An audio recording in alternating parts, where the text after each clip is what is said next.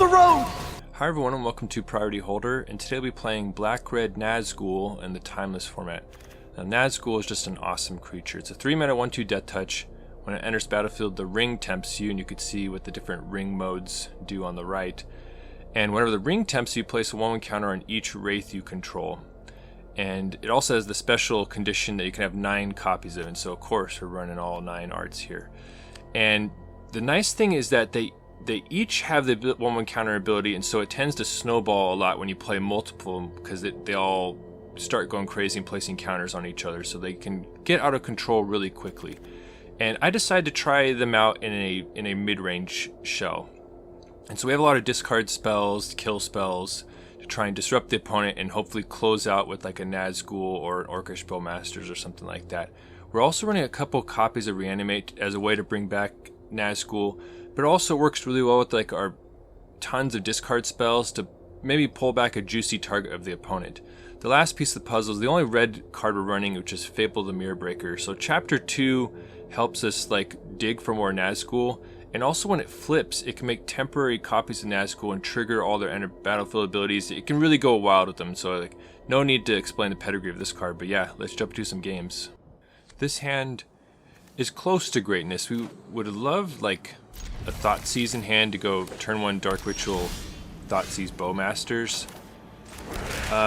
Still, the hand seems too decent to ship back though. Alright, blue and white lands an opponent and passing. Probably fighting against control. Another Dark Ritual is not ideal. Would have loved some action. We're definitely just going to pass back and just see if we can snipe a Brainstorm with the Bowmaster or something like that. And opponent's just going to pass back to us, so we've got to tax their counter spells or their resources at some point. So we're just going to Bowmasters end of turn. And somehow it resolves.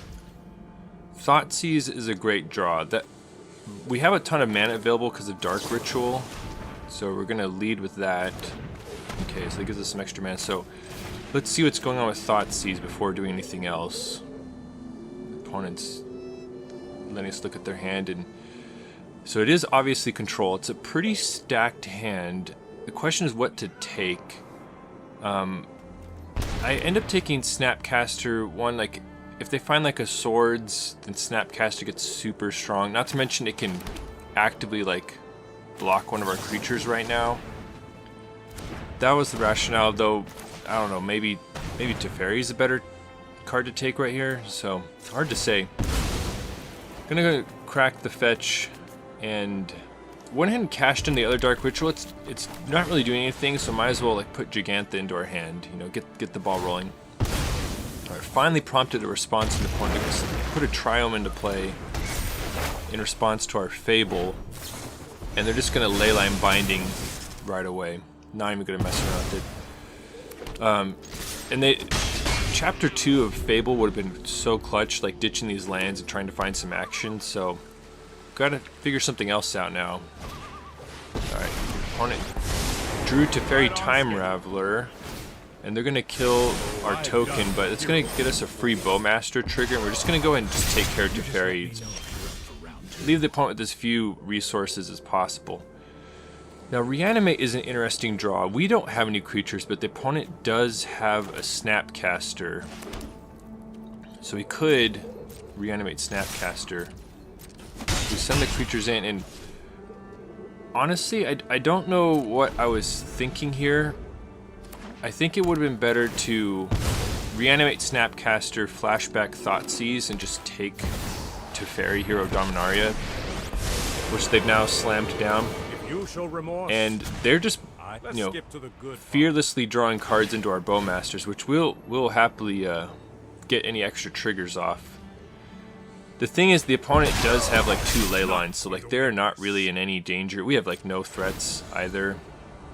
Alright, so Teferi's going to untap a couple lands, which unlocks the Leyline Binding, which is a little tough. So I'm going to crack Bloodstained Mire and grab Raucous Theater, just get some surveil action. Inquisition of Kozilek. So discard spells are really great against control to like see through their game plan and take away their resources and just force them to make tough decisions. So even though like there's only 2 unknown cards and we know Inquisition can't hit the leyline bindings, I figured it was still probably good enough here. And we are pretty fortunate that there is a target, so we are able to snag Counterspell. But the opponent now has Shark Typhoon. So before anything, we're going to try and attempt to kill Teferi Hero Dominaria. We know that's going to cause them to do something. So the question is, so they're going to bind the bigger creature. Interesting left Bowmasters because I mean, maybe they're just planning on binding it on their turn. I decided to go for the Reanimate play right here, to reanimate Snapcaster and then flash back our Thoughtseize. Inquisition's not doing it right now. The question is what to take. I end up taking Shark Typhoon here because I figured them hard casting Shark Typhoon, like I don't think there's a way we can grind through that. Whereas Leyline Binding, as annoying as it is, like that's just a removal spell, but Shark Typhoon represents a whole engine that our deck is not equipped to deal with. And the opponent slams Chalice on 1, and we draw a Reanimate just too late here. Not that there's really any targets for it anyway, you could see me frantically checking, but Chalice on 1 is incredibly tough, so we're going to fire up Hive right here and attempt to take down Hero Dominaria. Get a little trigger off it. There is an argument for casting Jegantha, but I really wanted to try and get Teferi off the board when opponent is in like a low resource state, and we managed to take down Teferi and feeling a little bit better about things, but Chalice on 1 shuts down a massive part of our deck, so we're hoping that this Snapcaster we stole and this Jegantha goes the rest of the way. My opponent has another counter spell. Now I know Control has been through a lot of iterations, like I'm thinking of the modern format here, but I really like the concept of playing Chalices in Control because it basically reduces the number of things you have to worry about from the opponent, especially if you can build around it. So presumably the opponent doesn't play like Swords to Plowshares, they're just relying on Leyline Binding and maybe a couple other spells. So we finally found a Nazgul. There's always this tension of like firing up Hive to attack or playing a Nazgul. Decided at this point in time to attack because their life total, like, we can really pressure them, like knock off half their life total here. And we already know, like, we can't be hit with swords because of Chalice, so we're going to prompt them to do something. And they do keep a card on top, which is not a great sign for us, and they pass. Now, this seems like a better time to play the Nazgul because we can double spell this turn. It's just more efficient to attack last turn. So we're going to send in Snapcaster and see what happens. Our opponent's going to make a big shark with Shark Typhoon. They didn't have the luxury of hard casting it in the face of our creature land last time, so they're going to eat Snapcaster Mage. Boy, we'd love to reanimate Snapcaster Mage again, but we're going to have to settle for some Nazgul. And this is really nice right here. We're going to go ahead and make the one with lower power the Ring Bearer because they have Skulk. So our opponent finds Narset. That's really dangerous because Narset digs so deep. Not to mention it's going to shut down our like level 2 ring trigger. Alright, so opponent does find the 4th Leyline Binding. And we have 2 dead cards in hand thanks to Chalice of the Void. So the question is, do you leave Narset alone or you just take it out? I decided just to like full send at them and just make them do something. So this is going to be an adverse level 2 ring trigger for us because of Narset. Picking something to exile with Hive.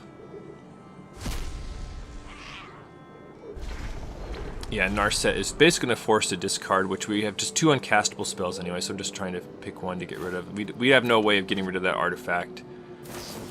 Now the nice thing is that Hive is actually immune to Leyline Binding because it specifies a non-land permanent, so Hive is sort of untouchable from that. Now opponent makes a heads up play right there. They're going to snag the one that had that one that was the ring bearer because it had skulk and they couldn't block it. So opponent needs a good draw right here, and we did gamble by leaving Narset. All right, opponent has Teferi Time Raveler, and they bounce Leyline Binding. Yeah, they're just in a like we were able to navigate this into such a position that, yeah, it was a tough spot. So if you like seeing a control get taken down, please scroll up Isildur Chapter 2, the like button, and we're on to the next one. Turn 1 Thoughtseize, we snap off this hand, we have some action, and we see Show and Tell on the other side. Very happy to snag that.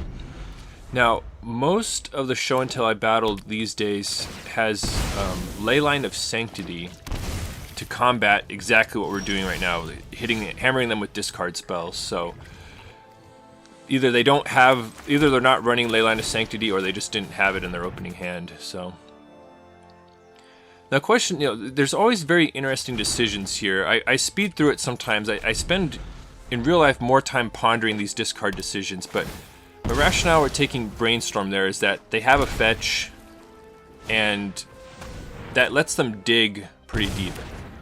So that was the rationale.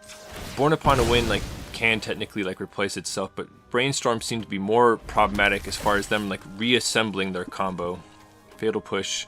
This is a great surveil right here because Fatal Push does nothing against them.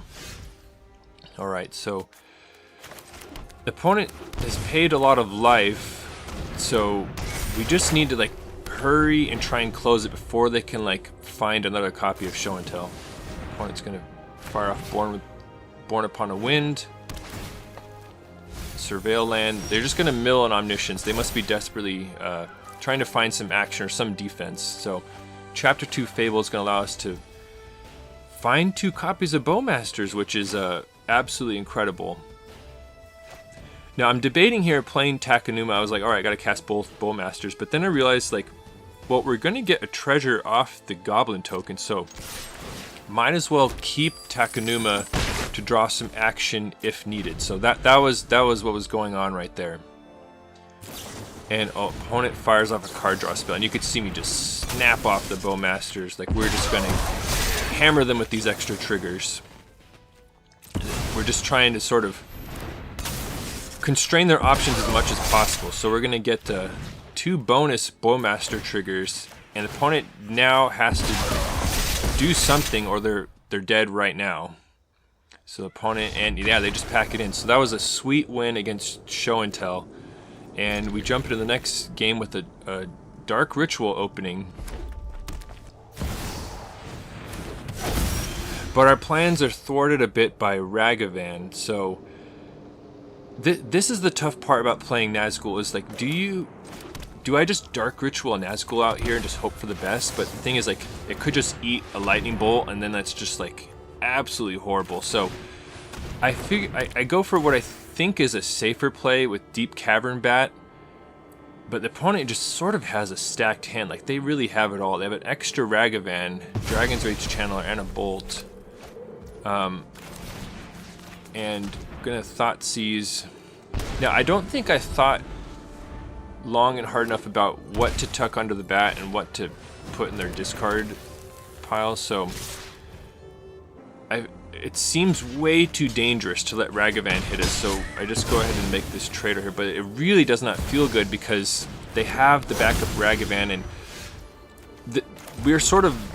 we would have been bailed out right here if we had an untapped land, just Bowmasters, and we would have been back in the driver's seat. But this is the cost of running the surveillance. Sometimes you just draw them and you need an untapped land, so they are not without cost. They're amazing when they just sit inside your deck and you just fetch them when you need them. Fortunately, the opponent gets sort of a dead card with Unearth. They already have a Ragavan in play, but that could have gotten way worse if they ripped an Inquisition or something like that. So we finally have Bowmasters. We drew a tap land, otherwise we might have played Fable or something there. Decide to kill Ragavan. Now that I think about it, I maybe should have killed Channeler. Because we can block Ragavan, and Channeler can get can grow and give them surveil value. So we get wrecked by Bowmasters right there, though. The opponent plays Roiling Vortex, and we're falling pretty far behind right now. So now I love this attack from the opponent. Like, they're just going all out. Like, they see the vulnerability, and they need to close the game quick because they know we have like probably a better later game than they do as a default. So I love that attack all, even though they lost like a valuable creature in Bowmasters. We're gonna slam Nazgul, and you know, barring like a bolt, like it's gonna sort of hold the fort momentarily. So, but that it's tough because we had to not only not die to them, but we had to kill them before Roiling Vortex kills us, and that's just, you know, eventually they're gonna be able to just sort of chump attack right into it. So I slammed the second Nazgul here and make the larger, make the one that's not summoning sick the Ring Bearer, because I'm realizing here, like, I have to just kill them. We need to get the lands into play to like double spell and stuff. So pitch the extra Fable. Like, we need something a little like more Nazgul essentially to like basically force the issue with them. All right, so opponent gets hit by the Vortex. Now this is rough right here because they have Lurrus, and we have no way of interacting with it, and so they're just going to start rebuying stuff, and the opponent can basically just play the waiting game now. They're in the driver's seat, and they can just camp out on Vortex until we're dead, and just endlessly replay the chump blockers. Thoughtseize is definitely not what we want right here. So Vortex hits us, Reanimate, and this is just like a really tough turn right here.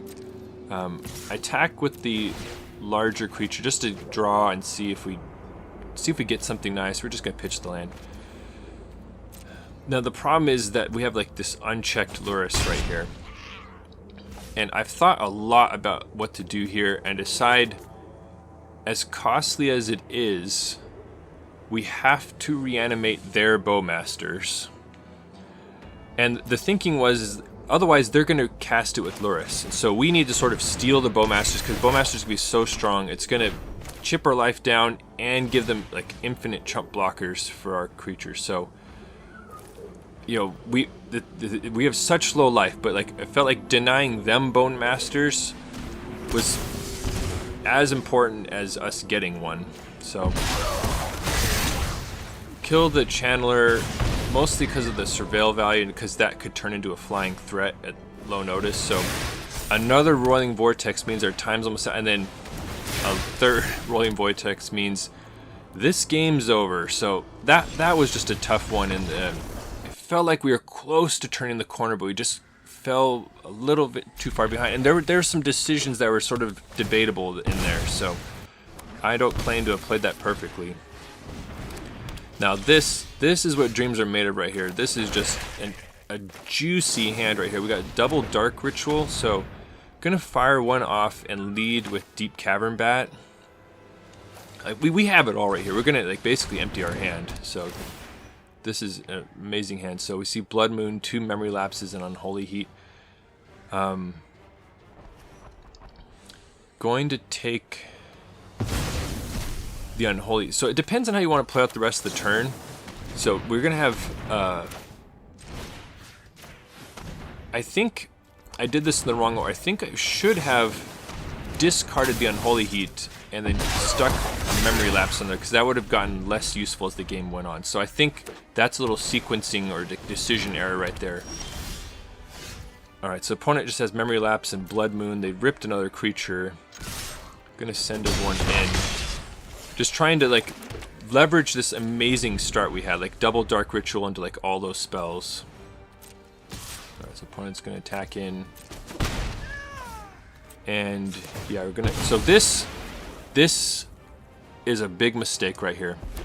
I get so greedy that I grab a Surveil, and you can see what's looming in their hand. The opponent has a Blood Moon, and I think in my mind, I'm like, oh, we're like, I'm only playing like 4 red cards. I'm like, we're mono black, like Blood Moon doesn't do anything to us. Well, it does do something if you don't ever fetch any swamps. So, I knew this memory lapse is coming. Like, it felt like just had to prompt them to use it. So, the opponent is just going to slam Blood Moon right here. And this is where I'm horrified. I'm like, wait, why didn't I get a swamp back then? So, let me know in the comments, do you respect Blood Moon? Either in gameplay or in deck building. Here this was just a mistake. Like, I should have respected the Blood Moon. Because now we've given the opponent a chance. And they're going to slam Ledger Shredder here as we amass black cards in hand and can't cast anything. So the ray of hope is that we can eventually slam Jegantha, but the opponent is starting to like go off right now. Unearth is at least a redraw, so we can cycle that, but I am just like kicking myself because this is a game like we had our best start of any of the matches, like with this double dark ritual into all those spells, and now I'm like, well, I have that Unholy Heat under the bat also, which is gonna come back to bite us at some point. So the fortunate thing, the opponent is pretty choked on blue mana, so that is the only thing we have going for us. But they are still managing to double spell thanks to like all these baubles. So, and this is a merciful draw right here. Like a swamp is absolutely incredible. You could see me like doing some dark ritual calculations, realizing that we can do a Thoughtseize plus Jegantha right here. We are going to trigger Ledger Shredder. Okay, so the opponent's going to bolt the bat and get their Unholy Heat bat back. And I'm like shocked to see them use it on the Orc army here. I mean, they know we have Jegantha in hand and we're about to play it, so... Okay, I guess we were Thoughtseizing. Yeah, makes sense. They had to use it because it was going away.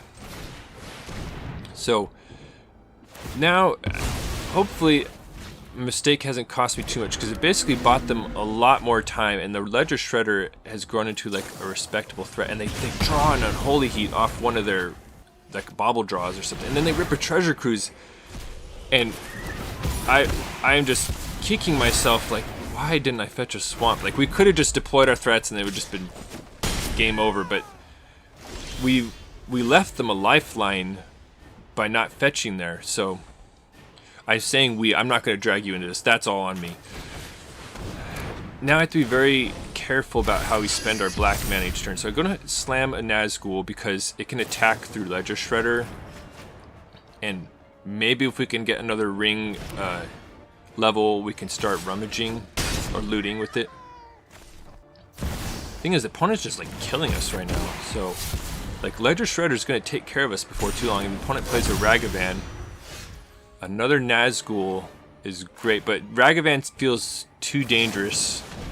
If they get like another Unholy Heat and then rip something with Ragavan, like it could, you know, you could see how much I respect Ragavan in this instance. It would have been nice to slam the Nazgul, but I had to wait. All right, so we finally made the opponent hit the brakes. And we just got to sort of finish things up, and they have another memory lapse. Super powerful.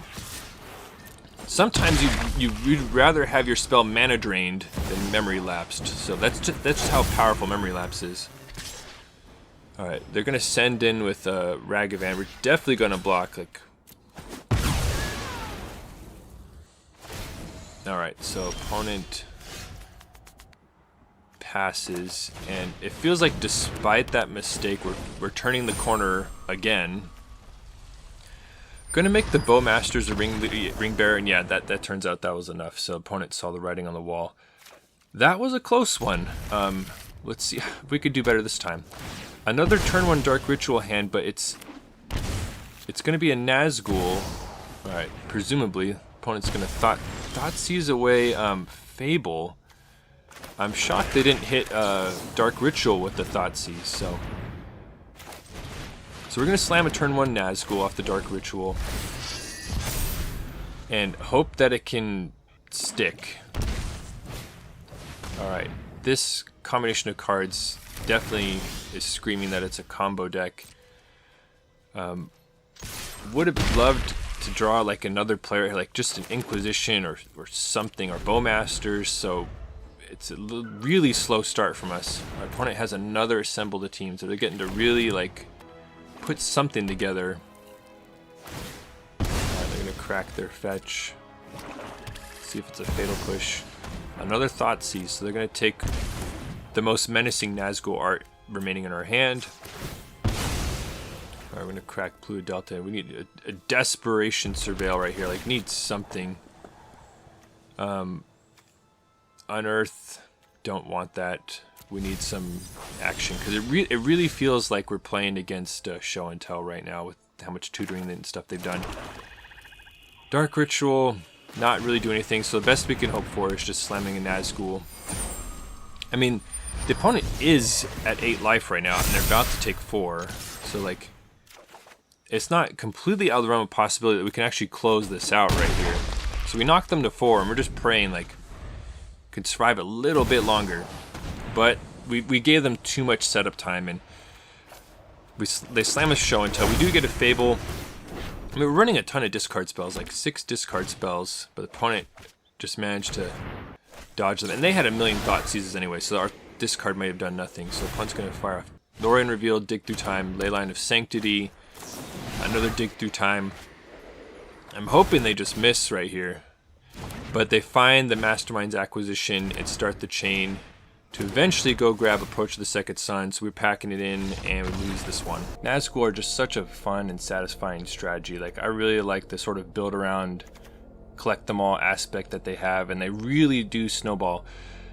The problem I found is that the first Nazgul is sort of lame. It's a 3-mana 2/3 Death Touch with Skulk essentially, and it's not until like you slam a bunch more that they actually get good, and they get good really quickly, but you need multiples, otherwise they're pretty underwhelming, and the first one like by itself just dies to a bolt, which is pretty tough. So you could see in the sideboard I actually considered a lot of different ways to build this, like going all in on like finding a Nazgul and copying it. Like you could load a bunch of clones and then use Fauna Shamans to like find them and get going, but like in this sort of climate and timeless with like all the show and tell decks, like, do you really have time to like dink around like that? So I'm not sure. And like you can build around them being knights, you can build around them being wraiths. So there's different ways to approach it. This is what I settled on, but I don't think it's necessarily the best way. There's other ways to try and do it. But yeah, it's a fun and interesting puzzle to try and build around. But yeah, let me know in the comments, how would you build around Nazgul?